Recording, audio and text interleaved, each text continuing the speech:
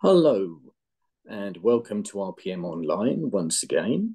And I'm very pleased today to have Mr. Paul Gray from The Damned and many other projects, obviously, as you know, joining us to talk about all of them, hopefully. Hello, and thank you for joining us. Hi, Martin. A pleasure, mate. There's so much to talk about, obviously.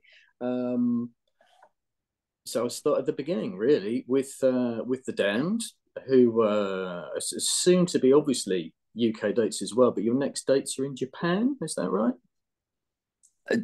Yeah, Japan, Australia, then some British festivals, and then hopefully some more stuff after that, which we don't quite know yet, but it's going to finish off the end of the year with a jaunt around Britain. Hurrah! Yes, yes, and I will be coming over. I've already got my ticket for the Roundhouse in December. Excellent. I really, really didn't want to miss that. I love many bands, obviously, many different styles of music, as do we all. Probably The Damned are the band I've seen over the years, so I'll really be looking forward to seeing this lineup for many reasons. Obviously, it's quite an unexpected thing where we had, and also prior to that, I mean, just before the pandemic, there was the unexpected news, obviously, of the original lineup playing, and and then obviously because of that, the long delay before the gigs came into being. Luckily, I had my ticket for that, which I held on to for the best part of 2 years. And I'm equally interested in seeing what is now the current lineup of the band, obviously still with Monty, but now also with Rat. Yeah, apparently so. He's back. Apparently so. Obviously, a surprise to a lot of people, less so for you, I'm sure. Obviously, you've worked together in Professor and the Madmen fairly recently. Yeah. And I'm guessing you knew each other reasonably well before that, anyway. Obviously, sorry, that's since 1976, really. Yes, sorry, I meant. If only I could press pause, but I can't. What I actually meant was, obviously, you've had a long time together in the band, but then there'd been a long gap, and then Professor and. So my question, to be more clear, was: had you kept in touch during the break? No. Musicians aren't great at keeping in touch. Once something's over, it kind of tends to be over. We did those some reunion shows. What they call it? We Really Must Be Going Now, or something, 89, 90, 91. Yes, 89, 90, I think. Or maybe even a bit later than that. And then, no, nothing until the Professor Madman guys, Sean and Alfie, sent the stuff over and said, and Rat's playing on it. I thought the drumming sounded a bit familiar. Only one drum that plays like that. So, that was a nice surprise. And since then, obviously, with you have many projects, obviously with The Damned and with Sensible Grey Cells. With Rat recently rejoining the band, was that a surprise? Was it completely unexpected, or was it something that just happened naturally with the band? Anything is possible at any given moment with The Damned. I mean, it was a bit of a surprise, but maybe not totally unexpected. I mean, who thought the original four would get back together as well? I guess that went pretty well. So the logical step then, I guess, was to revisit, the Strawberries and the Black Album period. But it's nothing's ever set in stone. really with this band. Everything comes as a bit of a surprise. So on that basis, I guess it was kind of logical, really. So was it a case of Will, who's seemed to fit in very well, and I really kicked myself for missing the gigs because I tried to get to. You played Paris last year with Will, and played most of Darkadelic, I think. Unfortunately, I couldn't get to that. So was it a case of him being too busy to commit to stuff, or how did that come about exactly? I think it's just the uh, the band moving on again. I mean, when has the Damned ever really kind of stood still for any lengthy period? You know, Mm. probably never. So it was just another step. I mean, Will was really cool about it. It was the idea was kind of mooted back in the summer, and then kind of pinned down after the pretty much after the last American run. So I think we gave Darkadelic a good spin around the globe. Um, so it was kind of, well, what's next, chaps? Um, and that's what's next. I don't know. I'm just a bass player. Yeah, well, that's what should be on the Oh, by the t-shirt. way, Paul, this is happening. Okay, fair enough. I mean, Mm. that's kind of how it goes, you know. And as you kind of alluded to, you never quite know what's going to happen with the dam. There maybe isn't a plan as such at any given time, or maybe not long term. Um, is there any plan for new recordings, or is it just a case of, well, let's just play and enjoy and see what happens? As far as I'm aware, the next step is to do these shows, see how they go, and then see what happens after that. I mean, it's an open book. I've got no idea. If it did, it'd be fantastic. Nothing's impossible, Well, allegedly. that seems to be more and more apparent with the dams, yeah, to my surprise and enjoyment. But can you talk about how different it is? I wanted to talk about it kind of in two separate points because obviously there was a long break from the band where you probably weren't expecting to be playing with the band again, perhaps, and then you rejoined in 2017. Um, how was it? How did it compare rejoining the band? And obviously, now I being didn't really rejoin in 2017. I've been working with Captain on various Greystone stuff, Mhm. and we'd always kept in touch. And every time the Dam played in Wales, if I was around, um, well, over the last 15 years, I'd jump up and do a song or two with them, which was always great fun, you know. So after Stu, I was about summer of 2017. Captain called me up and said, "By the way, Stu's left. Blah blah blah. Um, do you fancy playing the bass on a album we're doing?" Which was hadn't been quite pinned down, but it was probably going to be with Visconti producing it and probably going to be recorded in New York. And I was working for the Musicians Union. I'd been about 15 years, which is kind of more than a full-time job. So the answer was, yeah, I'd love to, of course. But let me see how I can fit it in with the day job, as it were. And the MU were great. They said, yeah, great, go off and do it. And I could still sort of keep in touch, doing bits and bobs over there. And it was only 10 days. And we're having breakfast one morning towards the end outside, and I think Dave said, "Well, what about the tour next year?" And I said, "What about the tour next year?" He said, "Well, you up for doing it?" I said, "Well, no one's asked me." He said, "No one's asked." He said, "Well, I'm asking you now." So it was then kind of going back and thinking, right, I can't juggle the two things. Mm. So the recording had gone so well, and it really was great to work with them again. Thoroughly enjoyable, and the songs are great, and the camaraderie was great. So I thought, well, sod it, let's kind of go full circle and go back from whence I came.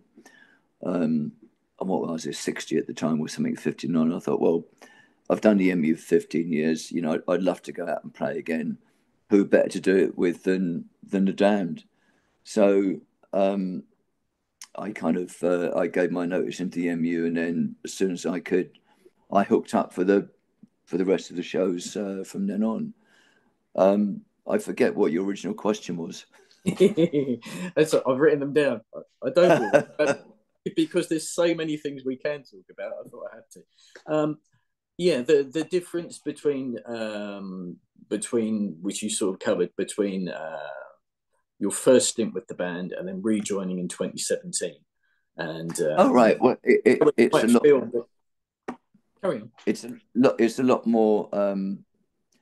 It's a little less crazy than it was back in the day, which is probably a good thing. But it's all about the fun of playing, and the fun of playing is always there. And musically, they're great guys to work with. I've always loved the way Dave sings, and I've always loved the way Captain writes songs and plays guitar. The guy's a complete music machine. He's phenomenal. So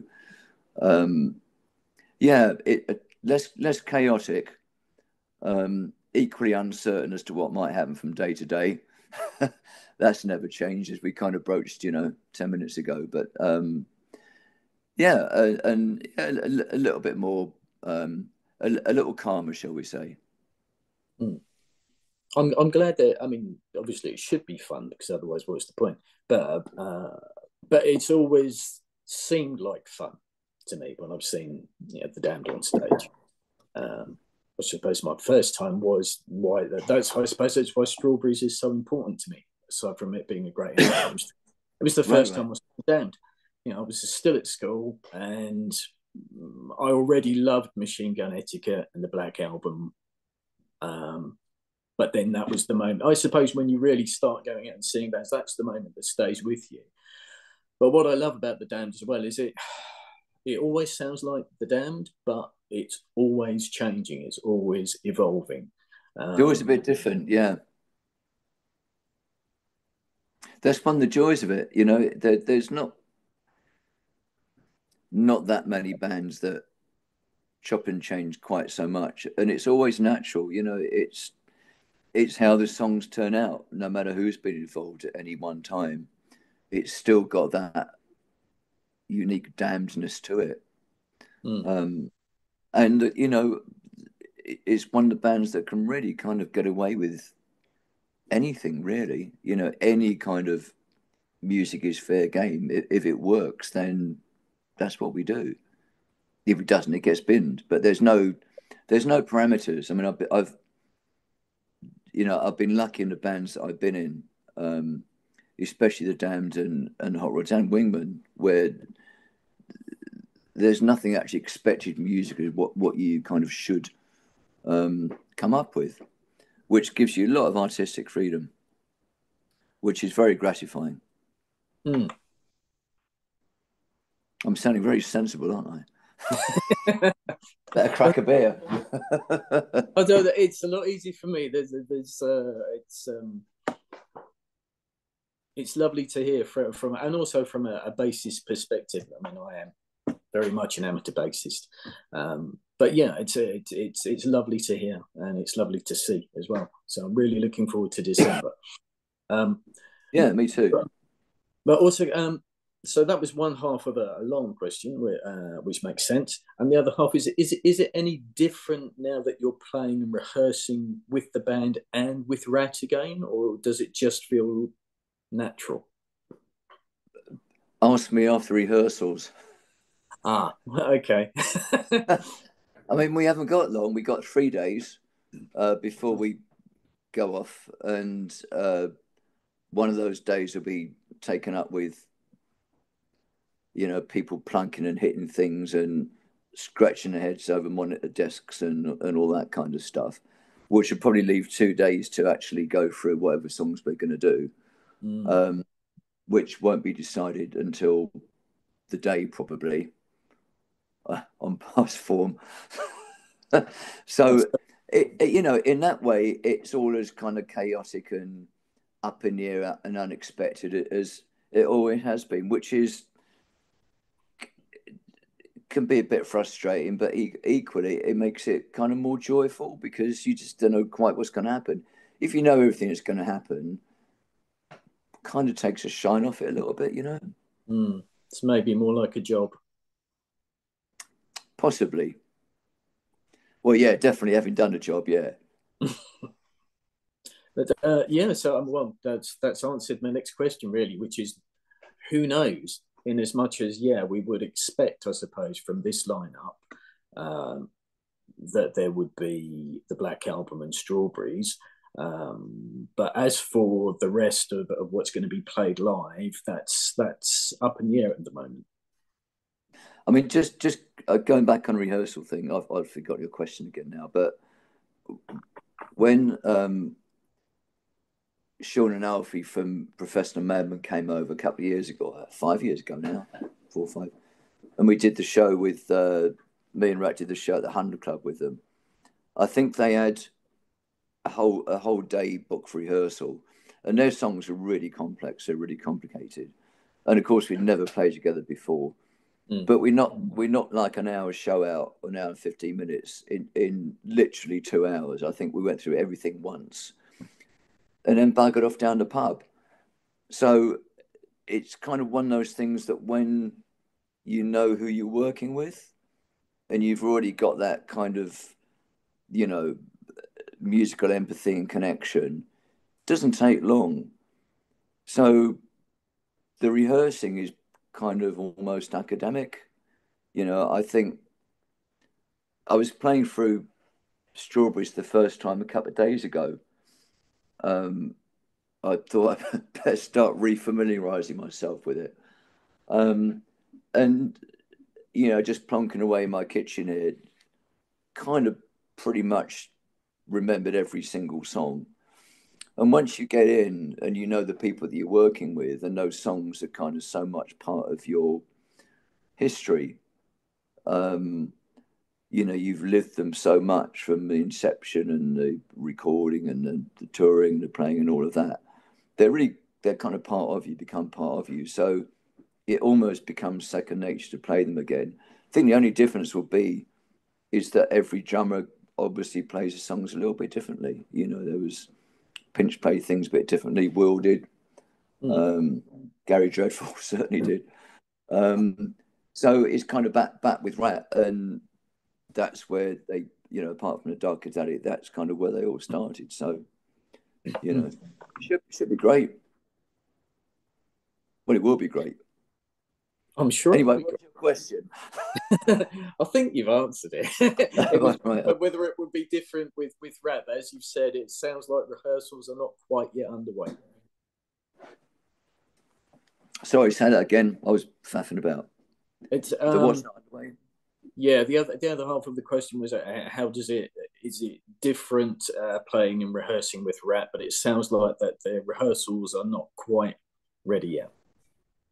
Well, no, we're literally doing 3 days in our normal little hole in London before we bosh off to Japan. So, nothing as yet. Okay. Obviously you had a job for many years, as you've talked about, between bands. Now this may not be correct, but I believe it because it's something that never really worked. But stopping touring, stopping playing live, was an issue with tinnitus. Is that correct? Yeah. I just wanted to talk about that because I know obviously a lot of musicians who suffer from it and other people as well. How do you handle that? With difficulty, it's the short answer. I mean, it's why, it's really why I stopped playing in 96, whenever it was. I didn't really do anything for a couple of years. I became a semi-recluse because my hearing was so damaged. I couldn't really stand any noise at all. Even going out with car horns and air brakes and people shouting totally freaked me out. My eardrums used to literally rattle.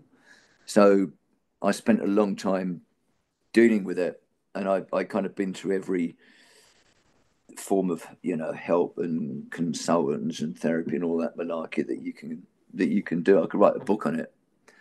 And the only thing that really helps if you've got noise induced hearing loss and tinnitus is acceptance. And it took me a long time to accept it, but you have to, because the alternative is you just give up. And I wasn't intending to do that. So I've been trying different forms of hearing protection. I'm just awaiting the latest lot.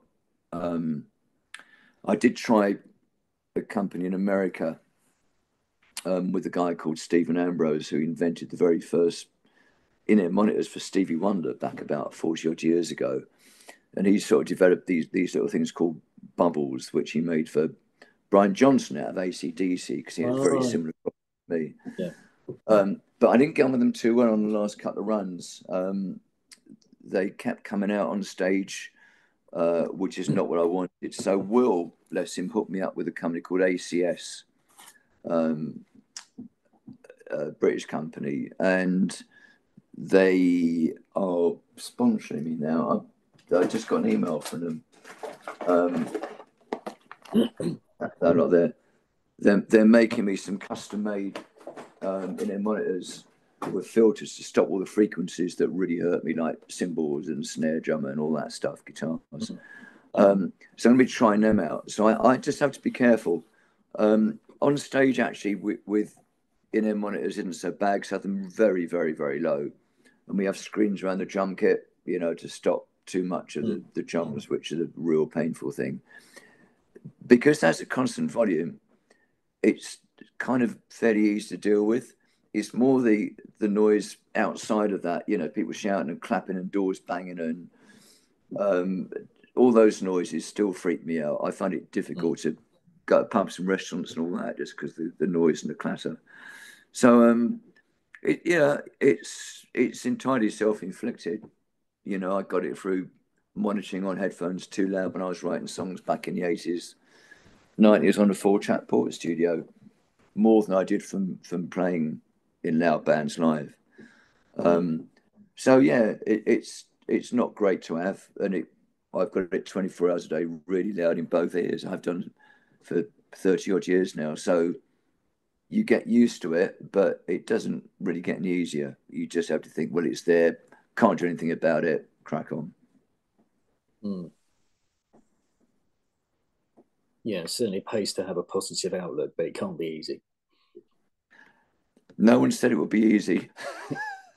On the plus side, you are all, still here. So, well, exactly. It could be 6 feet and with all sorts of things. So,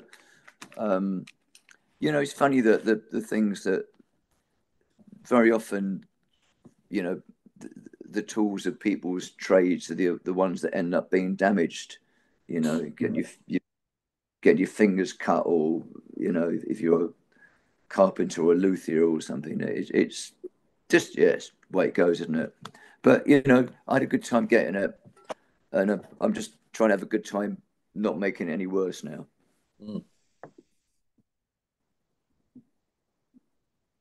Well, let's talk now about Wingmen, and I reviewed the album for RPM, which was a very pleasant surprise. How did that start? I'm sure you've talked about this many times, but what was the germination of you getting together to make that happen? Boredom, frustration, and lockdown. and not really knowing what's going to come next. We'd auditioned Will just before lockdown, and he got the job. And then, of course, all the touring plans for that year. I don't even know what year it was now. Was it 2019, 2020? 2019. Well, yeah, beginning of 2020. Yeah. Yeah, it's all a blur, isn't it? So all that went out the window. And then the reunions thing was announced, and I didn't really what's going to be next. Wasn't sure. At the same time, Marty Parrott phoned me up, who was the jump with the mopeds and the grey cells, and he said, all this, COVID stuff. He said, don't know what's going on. He said, any other guitar? Let's do another project. Any guitarists you'd like to work with? Any singers? So I just done the Grey Cells album. So I'd just done all the recent stuff with Captain, and I always liked the way that Lee played, at Ruts DC, Lee Hegarty, and he always talked about the bands that we both like, all the glam stuff and the Who and all that. So I said, it'd be nice to knock out some stuff with Lee. He said, "No, only singers." I said, "Well, I can't really think of any off the top of my head." He said, "All right, mate, leave it with me." So he phoned up Lee and he said to Lee, "Oh, Paul's mentioned you to do a little project, knock some ideas about. Do you know any singers?" He said, "Well, no Baz out the Stranglers," but he said, "Well, phone him up." He said, "I can't phone him up." I said, "What do you mean phone him up? You know him, phone him up and see if he wants to do something." He's not doing anything either. Nobody was. And then next day, Marty phoned me back literally 24 hours later and said, "Yeah, Lee's up for it. Baz is up for it. Let's get some tunes going." So I hadn't met Baz before, obviously knew of him, but our paths hadn't crossed. So we had a little Zoom thing, and I sent him some tunes that I had that didn't have lyrics for them. And within a week, he came back with not only a couple of set of incredible lyrics, but he'd replaced all my terrible guitar playing, and everything had just elevated and lifted. So I thought, fucking hell, this is a bit unexpected, and it kind of went from there. And we had no expectations for doing anything with it. It was literally something to do, and we had little home studio setups. And that's what turned into, eventually an album, Wingman. Lee knew somebody who said, "I'd be really love to put it out," Richard at Cadiz. And we did. And like I said earlier, the great thing about that project was it came at a good time for all of us to stop us from going completely bazonkers. But we could send each other whatever ideas we had without any parameters. It didn't have to be like the Damned, or a bit like the Stranglers, or a bit like Ruts or whatever. It could be anything. So we kind of trawled through bits and bobs that we had on the phone and on cassettes and all that. I mean, and between the four of us, everybody put their ideas to what we all had, whether we presented fully formed songs or just little ideas, and that's what turned into the album. So, great fun to do, and luckily we managed to squeeze in that little tour exactly a year ago. Yes, yeah, for a couple of weeks. We will do more. It's just that the main bands we got are obviously the Stranglers got their 50th this year. Rat's back, so we're going to be pretty busy. Next year, hopefully, we'll because we spoke to Baz a couple of days ago, and in fact today I think he just sent me the stems for another song, so we got other stuff bubbling away there. So it's very much an ongoing project, which is great. It ain't put to bed. Good. No, that's answered the next question. Obviously, is there new material coming? Which obviously there is. And we get on great. We really got on well. We did the whole tour was on a real budget. You know, we only played small places. That the fees were really small. We stayed in travel lodges, but it was great fun. I don't think we stopped laughing or drinking for the 2 weeks. No, I would love to have seen that. I couldn't get Yeah. over.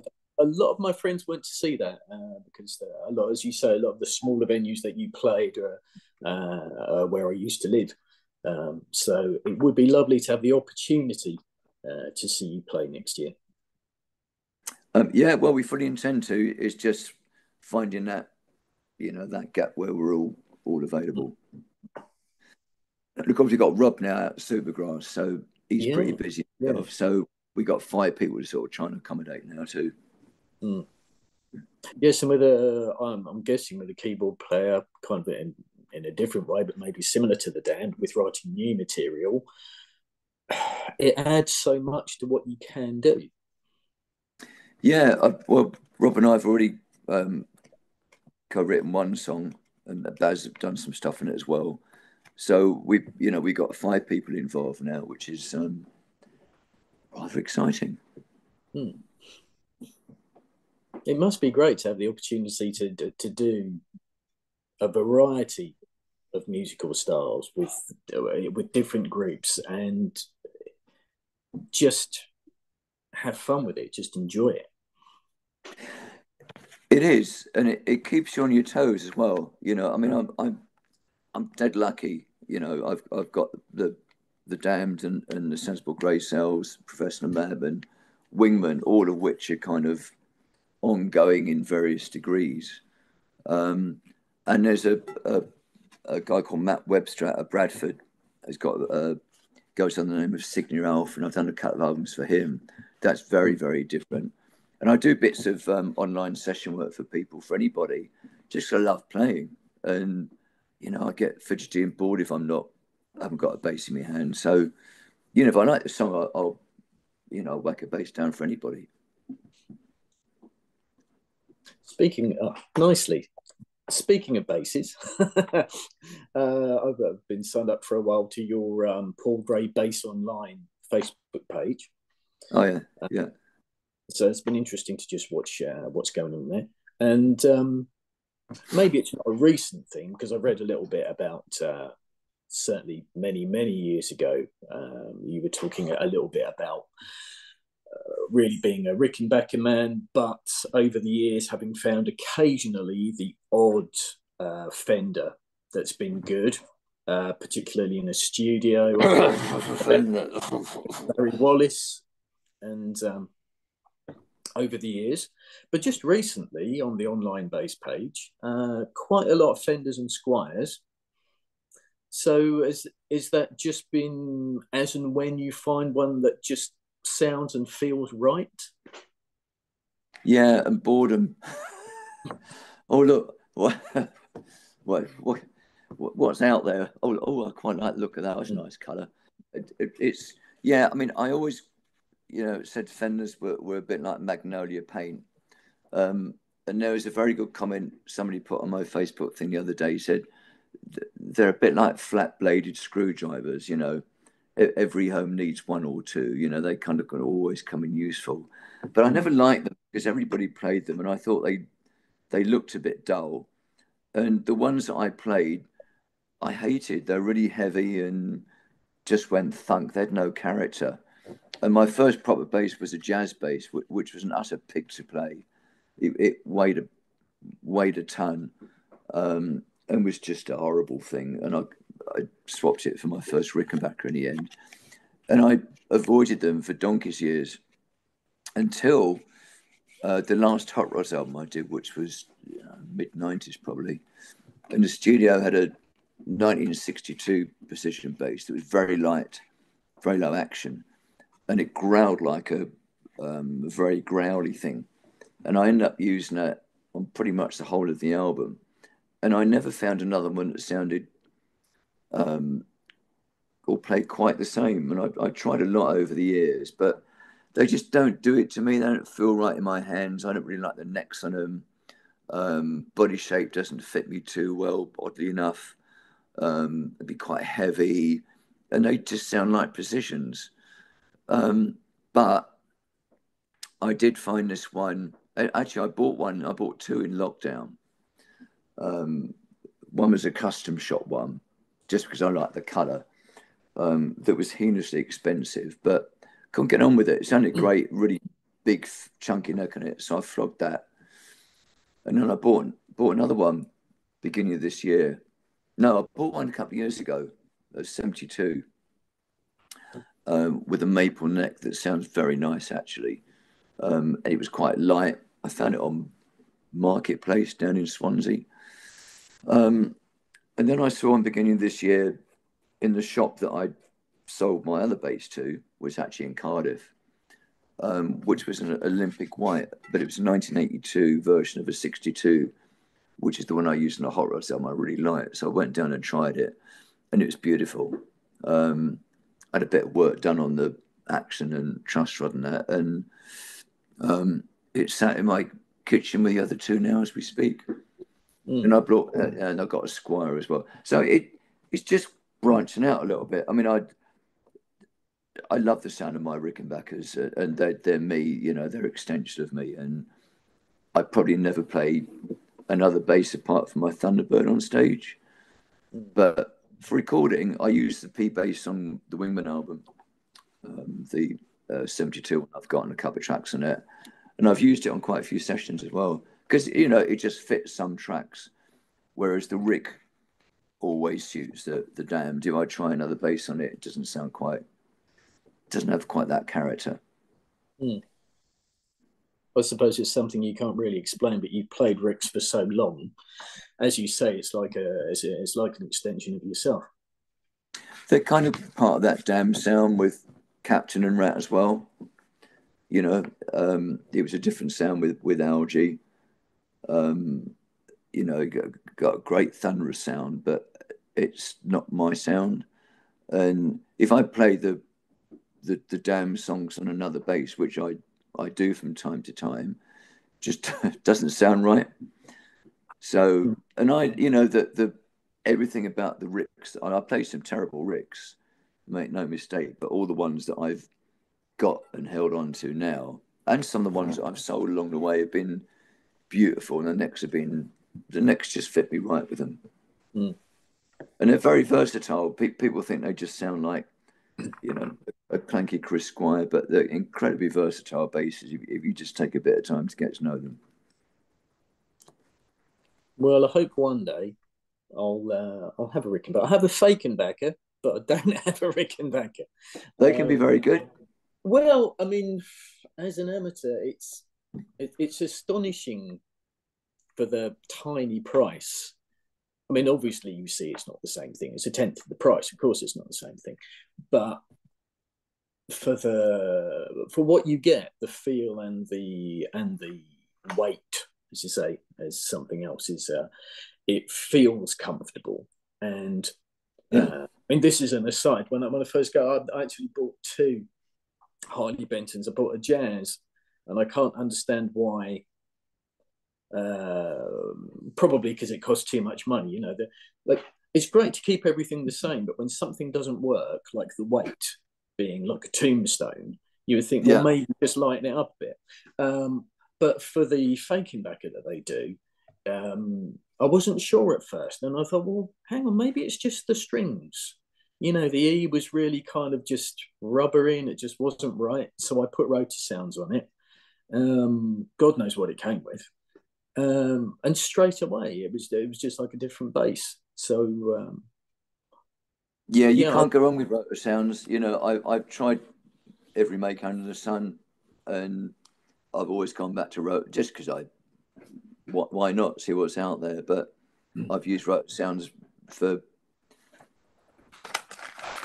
nearly 50 years, folks. Always got a set near me somewhere, and they're just brilliant. Yeah.